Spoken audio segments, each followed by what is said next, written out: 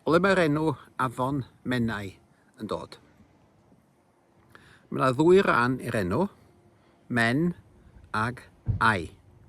Mae'r ai yma yn gweithredu fel terfyniad sy'n golygu rhywun sy'n gwneud rhywbeth, neu rhywbeth sy'n gwneud rhywbeth, fel gwaith, gweithiwr, neu dylun, dylunydd.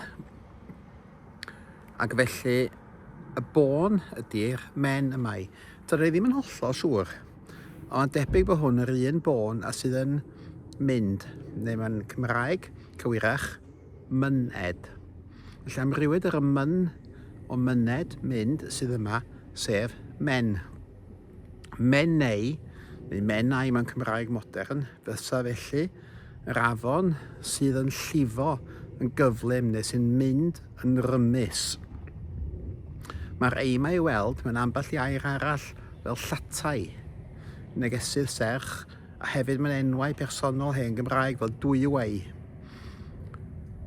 A'r hyn sy'n ddiddorol ydy bod Menai yn digwydd mewn ambell afon arall yng Nghymru. Felly ystyr Afon Menai ydy'r un sy'n llifo yn gyflym ac mae hynny'n addas iawn ar gyfer rhan ganol yr afon.